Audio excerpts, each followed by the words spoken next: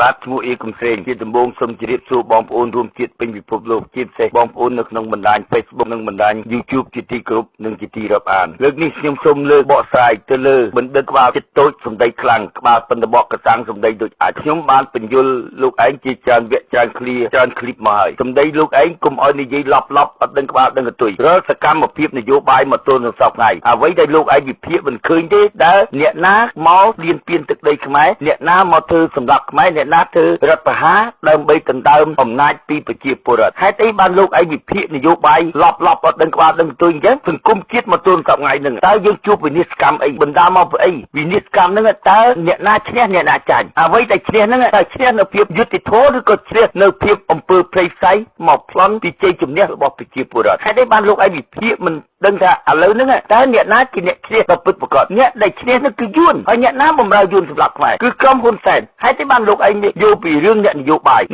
យឬគណៈបកសង្គ្រោះជាតិមិនមែនជាអ្នកឈ្នះទេគឺជាអ្នកដែលត្រូវការគេគៀបសង្កត់ដូចជាចំណុចដែលអ្នកដែលរងគ្រោះគឺប្រជាពលរដ្ឋអ្នកដែលមានឈ្មោះស្អុយអាសោចគឺប្រទេសជាតិដូចជាចំណុចនោះវាត្រឹមត្រូវតែលោកឯងនិយាយមួយបំណែកតែអ្វីដែលមួយបំណែកហ្នឹងលោកឯងទៅរកប្រភពដែលបញ្ហាដែលកើតឡើងអ្នកណាគេសម្លាប់ជាតិខ្មែរយើងដូចជាខ្ញុំនឹងចាក់រាល់សម្ដីលោកឯងហើយខ្ញុំនឹងបកឲ្យបានច្បាស់លាស់គេហៅថាកុំអុយសម្ដីគេចិត្តទូសម្ដីខ្លាំងក្បាលពិនតបកកសាងសម្ដីដូចអាចបណ្ឌិតលោកឯងហ្នឹងមិនគេហៅថាបណ្ឌិតកុម្មុយនីសដូចជាបណ្ឌិតកុម្មុយនីសហ្នឹងរាល់សម្ដីអ្វីដែលលោកឯងនិយាយហ្នឹងគាត់ថាលោកឯងហៅថាប្រជាជនមួយម៉ាត់ហ្នឹងនឹងហើយគេហៅថាបណ្ឌិតកុម្មុយនីសនោះបើសិនជាគេនៅអ្នកដែលយល់ពីច្បាប់ឲ្យច្បាស់លាស់ខ្ញុំនឹងវិនិច្ឆ័យទៅពាក្យហ្នឹងឲ្យលោកឯងនៅពាក្យបន្តិចទៀតបាទលោកបណ្ឌិតក្នុងរបាយនយោបាយលើកនេះតើនរណាជាអ្នកឈ្នះហើយនរណាជាអ្នកចាញ់បាទជាការពិតណាស់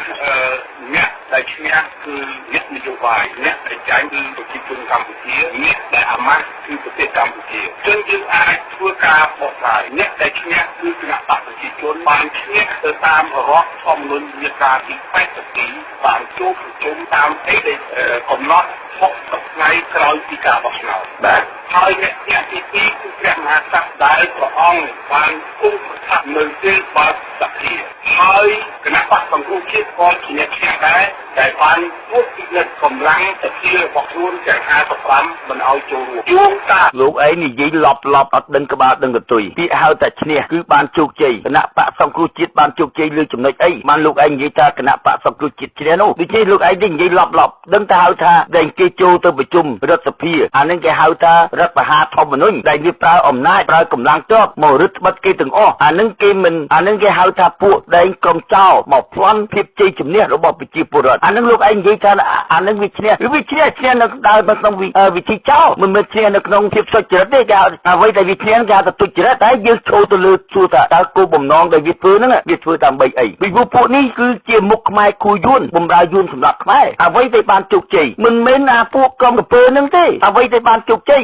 ទៅយួនដែលអស់រយៈកាលដល់20ឆ្នាំហើយដែលយើងបាត់បង់ណាដែលយើងរងទុក្ខវេទនាហេតុអីបានលោកឯងនិយាយឡប់ទៅជាអ្នកនយោបាយឈ្នះនោះហើយគណៈបកសង្គ្រោះជាតិឈ្នះស្អីគេធ្វើបាបគេ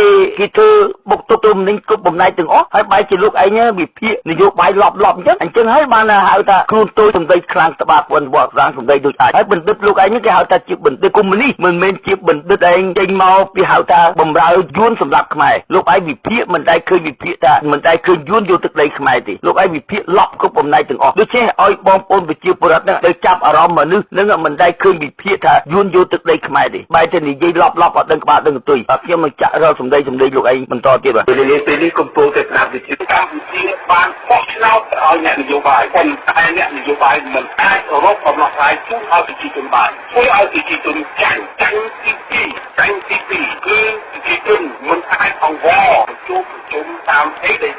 កំណត់60ថ្ងៃក្រោយពីការបោះឆ្នោតបាទហើយអ្នកទី2គឺព្រះមហាក្សត្រដែលព្រះអង្គបានគង់ប្រថាប់នៅទេវបាសភាហើយគណៈបកសង្គ្រោះជាតិក៏ជាអ្នកឈ្នះដែរដែលបានពុះពិនិត្យកម្លាំងសភារបស់ខ្លួនទាំង55មិនឲ្យចូលរួមយោងតាមមាត្រាទី1និងមាត្រាទី8មាត្រាទី9និងមាត្រាទី76គណៈបកសង្គ្រោះជាតិក៏ជាអ្នកឈ្នះដែរហើយអ្នកចាញ់គឺប្រជាជនកម្ពុជាចាញ់ទៅដល់5ចំណុចចាញ់ទី1គឺប្រជាជនកម្ពុជាបានបោះឆ្នោតឲ្យអ្នកនយោបាយប៉ុន្តែ អ្នកនយោបាយមិនអាចរកដំណោះស្រាយជូនឲ្យប្រជាជនបានធ្វើឲ្យប្រជាជនចាញ់ទី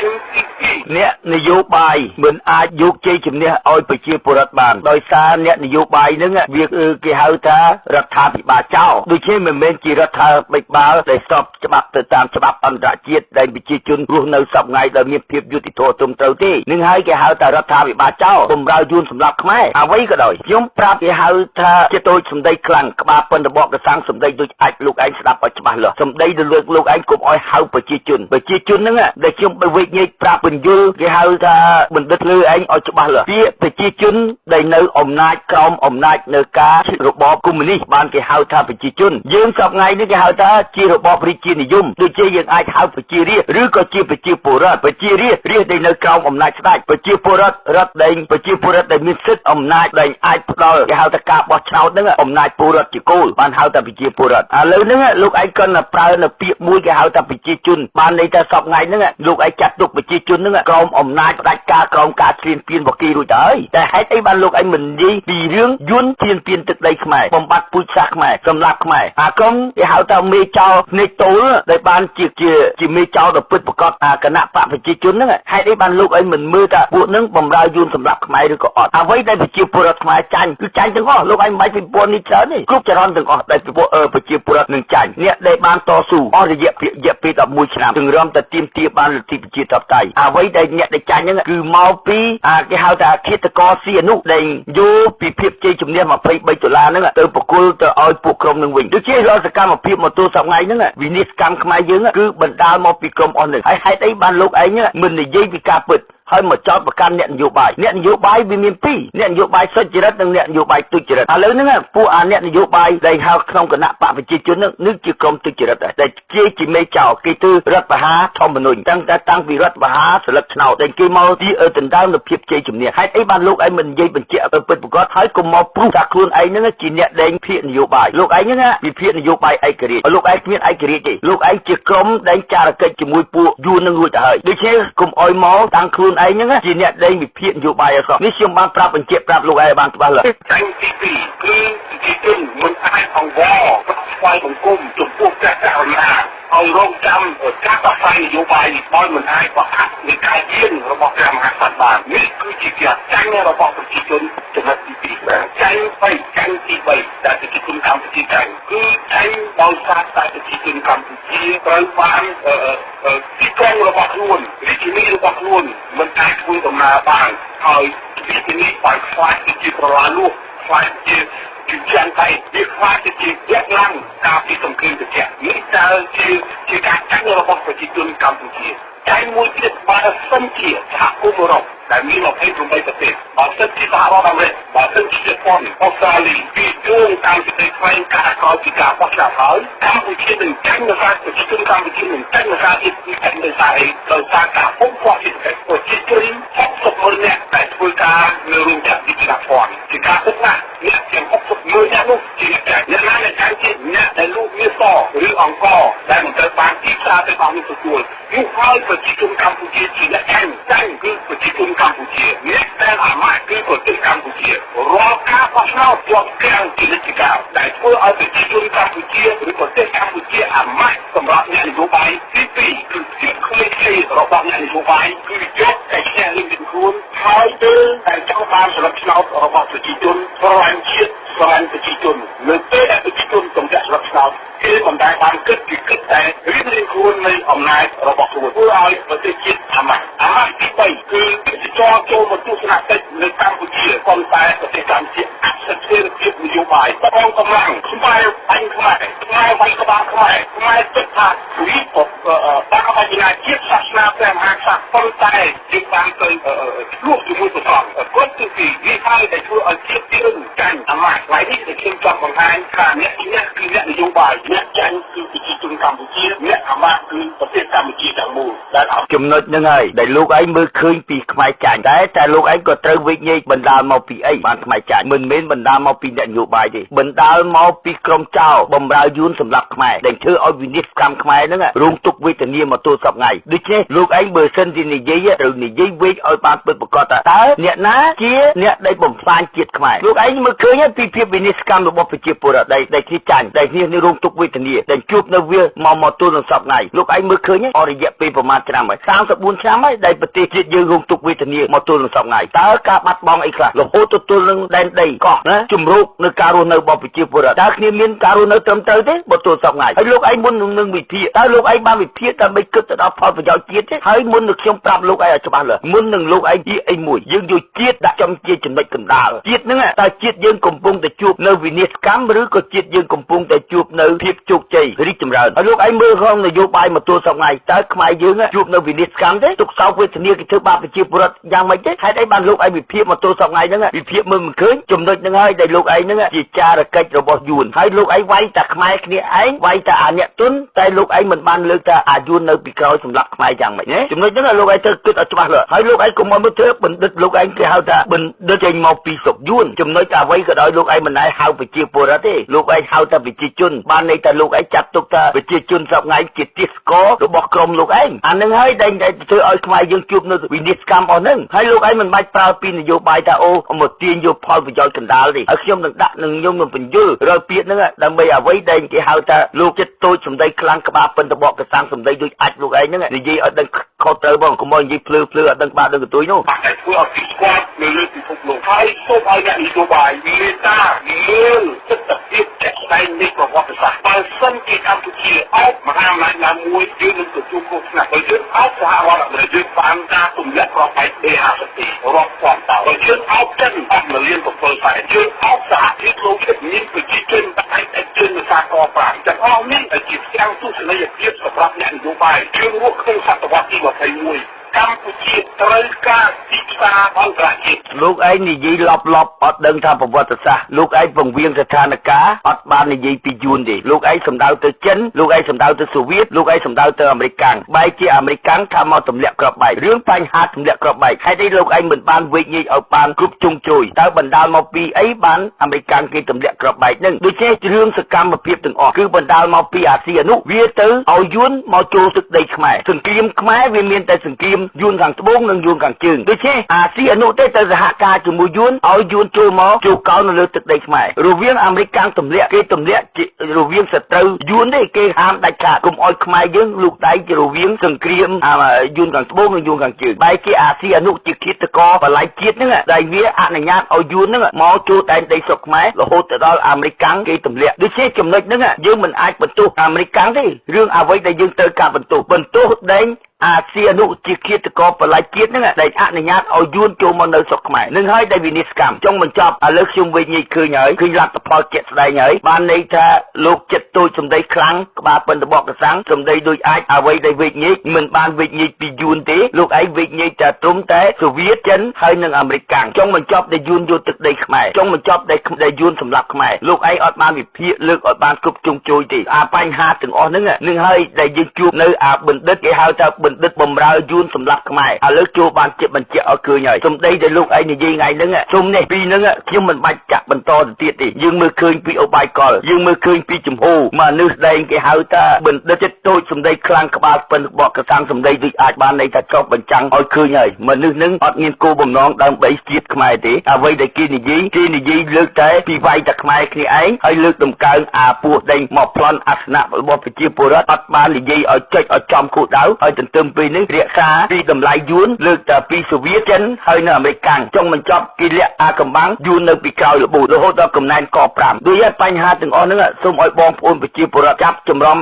់ចំណាប់មនុស្សគេហៅថាឥឡូវខ្ញុំបានបញ្ជាក់បង្ហាញឃើញច្បាស់ហើយនឹងហើយជាក្រុមចារកិច្ចរបស់យួនដែលមកបំរើបើដែលហៅថានៅតែបំរើយួនសម្រាប់ខ្មែរវិធីសាស្ត្រដែលគេបង្រៀនហ្នឹងនៅគេហៅថាក្នុងប្រវត្តិសាស្ត្រនិយាយអីក៏ដោយគេបំពុលនិស្សិតបញ្ញវន្តដែលនៅសាលារៀនដូច្នេះសូមឲ្យបងប្អូននិស្សិតទាំងអស់ដែលហៅថាទឹកសុកទូចហ្នឹងសូមឲ្យកុំឲ្យទៅសហការឬក៏ចូលទទួលស្គាល់ថាមនុស្សហ្នឹងជាមនុស្សបណ្ឌិតបន្តទៅទៀតឥឡូវហ្នឹងបានបញ្ជាក់ឃើញហើយគេមិនមែនជាខ្មែរពិតប្រាកដទេគេបំរើយួនសម្រាប់ខ្មែរនេះជាចារកិច្ចរបស់យួនទាំងស្រុងខ្ញុំអៀកំស្រីបើសិនជាខ្ញុំបញ្ជាក់លក្ខណៈអស់ហ្នឹងបើសិនជាលោកមិនសុខចិត្តអាចទំនាក់ទំនងមួយមកខ្ញុំបានខ្ញុំអៀកំស្រីជាអ្នកវិភាគនយោបាយជាអ្នកគ្រប់គ្រងជាអ្នកការពារជាតិជាអ្នកគ្រប់គ្រងគណៈបកសង្គ្រោះជាតិក្រៅប្រព័ន្ធក៏ប៉ុន្តែអ្វីដែលខ្ញុំនិយាយលើកហ្នឹងបានន័យ តែខ្ញុំបញ្ជាក់ច្បាស់ហើយលោកឯងមិនមែនជាអ្នកឯករាជ្យទេលោកឯងជាចារកិច្ចរបស់យួនគឺ100%មកដូចជាឲ្យបងប្អូនចាប់អារម្មណ៍មនុស្សនឹងជាចម្បងហើយបើសិនជាមិនសុខចិត្តទេខ្ញុំអៀកុំសេងនៅរោងចាំទទួលគ្រប់ពេលទាំងផ្លូវច្បាប់ទាំងផ្លូវវិចារដូច្នេះពីអំណះនឹងទៅ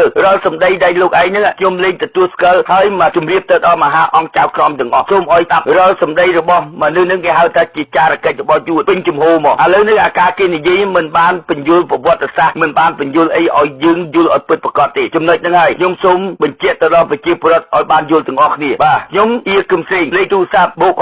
403 502 400គុតស្កែគឹមសេងអៀ59បើលោកមិនសុខចិត្តទំនាក់ទំនងទាំងផ្លូវច្បាប់ទាំងផ្លូវវាចានេះខ្ញុំបញ្ជាក់ឲ្យប្រាប់គេហៅថាជាចារកិច្ចរបស់យួនហើយខួរលោកឯងគេហៅមុខលោកឯងបំរើយួនសម្រាប់ខ្មែរនេះខ្ញុំបញ្ជាក់ឲ្យច្បាស់លាស់ជាអឡារឹកបាទអរគុណនិយមដូចជាយើងអាចហៅប្រជារាស្ត្រឬក៏ជាប្រជាពលរដ្ឋប្រជារាស្ត្រដែលនៅក្រោមអំណាចស្ដេចប្រជាពលរដ្ឋរដ្ឋដែលប្រជាពលរដ្ឋដែលមានសិទ្ធិអំណាចដែលអាចផ្ដល់គេហៅថាការបោះឆ្នោតហ្នឹងអំណាចពលរដ្ឋជាគោលបានហៅថាប្រជាពលរដ្ឋឥឡូវហ្នឹងលោកឯងគាត់ប្រើនៅពាក្យមួយគេហៅថាប្រជាជនបានន័យថាសពថ្ងៃហ្នឹងលោកឯងចាត់ទុកប្រជាជនហ្នឹងក្រោមអំណាចផ្ដាច់ការក្រោមការឈ្លានពានរបស់គេរួចទៅហើយតែហេតុអីបានលោកឯងមិននិយាយពីរឿងយួនឈ្លានពានទឹកដីខ្មែរបំបត្តិពូជសាសន៍ខ្មែរសម្លាប់ខ្មែរអាកុំគេហៅថាមេចោលភ្នែកតូលដែលបានជាមេចោលដ៏ពិតប្រាកដគណៈបកប្រជាជនហ្នឹងហេតុអីបានលោកឯងមិនមើលថាពួកហ្នឹងបំរើយួនសម្រាប់ខ្មែរឬក៏អត់អ្វីដែលប្រជាពលរដ្ឋខ្មែរចាញ់គឺចាញ់ទាំងអស់លោកឯងមិនបាច់ពិពណ៌នេះច្រើនទេគ្រប់ចរន្តទាំងអស់ដែល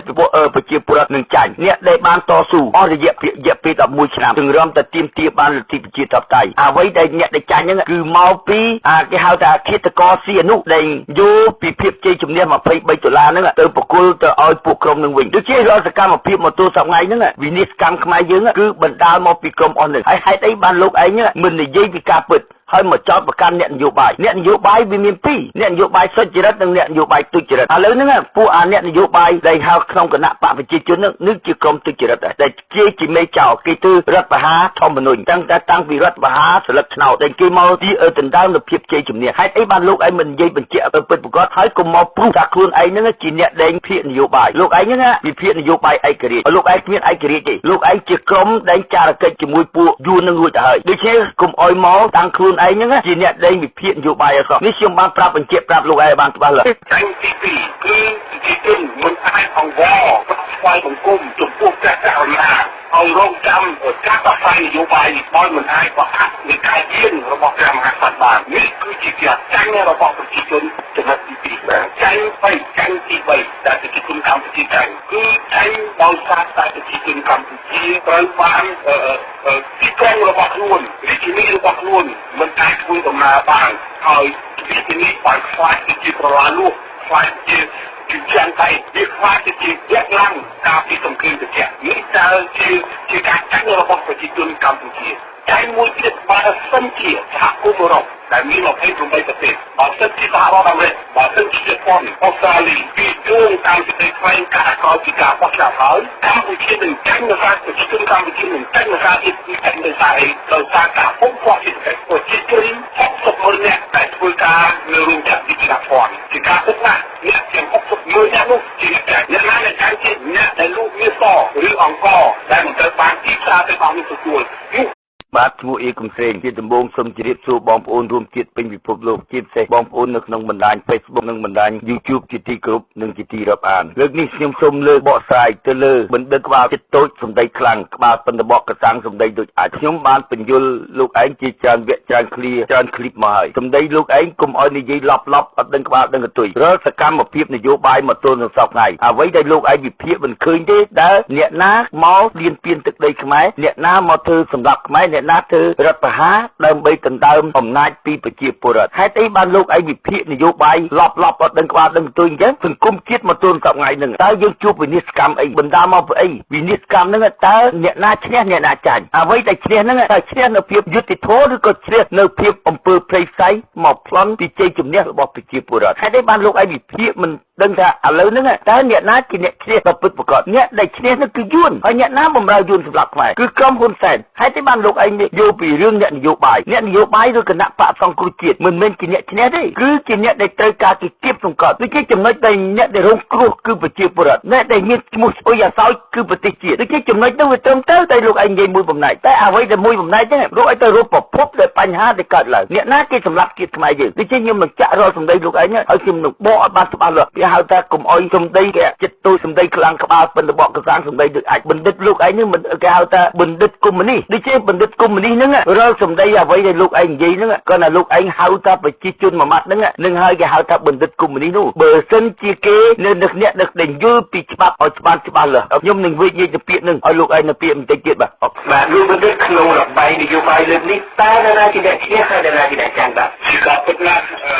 អ្នកដែលឈ្នះគឺអ្នកនយោបាយអ្នកដែលចាញ់គឺប្រជាជនកម្ពុជាអ្នកដែលអាម៉ាស់គឺប្រទេសកម្ពុជាចឹងយើងអាចធ្វើការបកស្រាយអ្នកដែលឈ្នះគឺគណៈបកប្រជាជនបានឈ្នះទៅតាមរដ្ឋធម្មនុញ្ញមាត្រាទី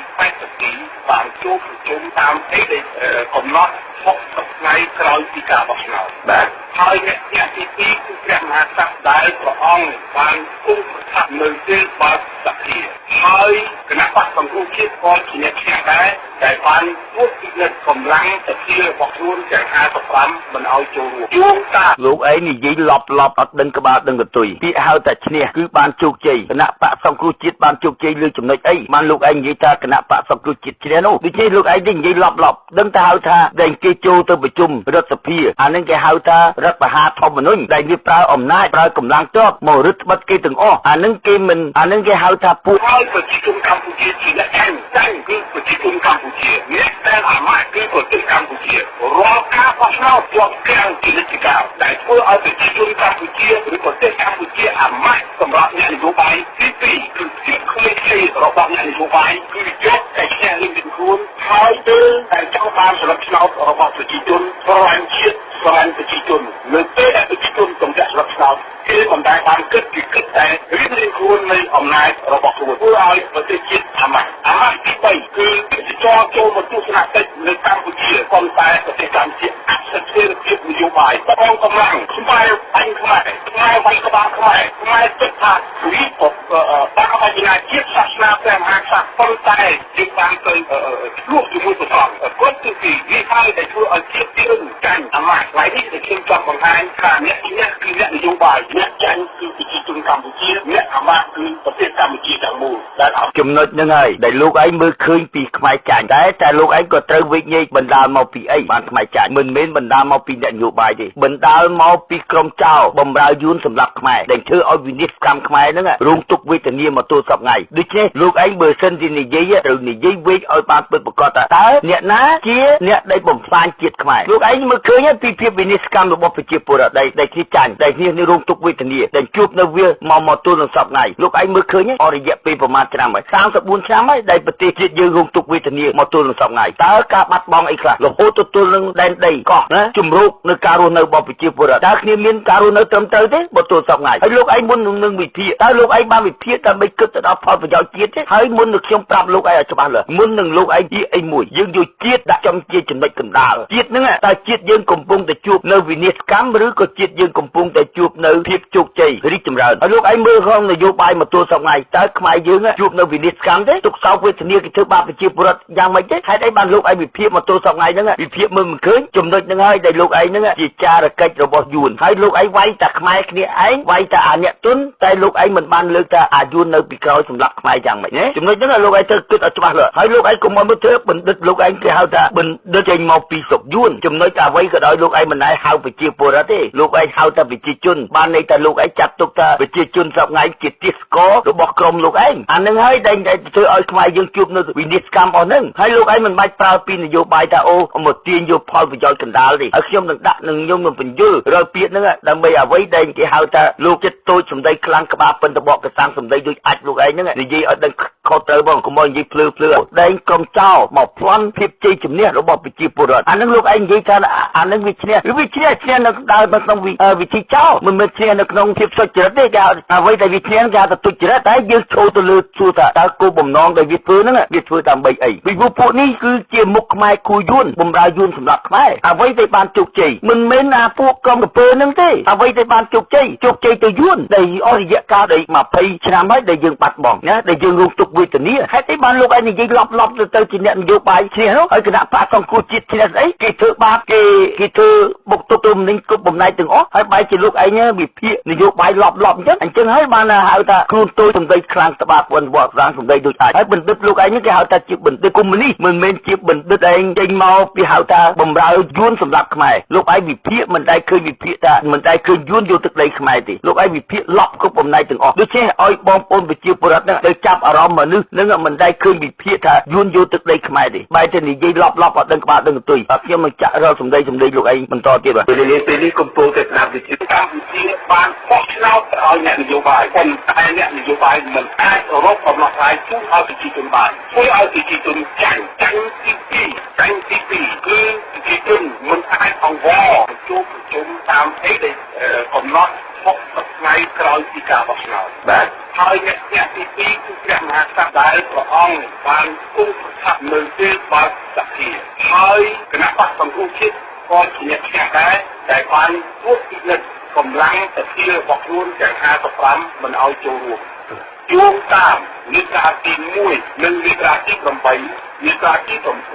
មាត្រាទី76គណៈបកសង្គ្រោះជាតិក៏ជាអ្នកឈ្នះដែរហើយអ្នកចាញ់គឺប្រជាជនកម្ពុជាចាញ់ទៅដល់5ចំណុចចាញ់ទី1គឺប្រជាជនកម្ពុជាបានបោះឆ្នោតឲ្យអ្នកនយោបាយប៉ុន្តែអ្នកនយោបាយមិនអាចរកកំណត់ថ្លៃជូនឲ្យប្រជាជនបានធ្វើឲ្យប្រជាជនចាញ់ទី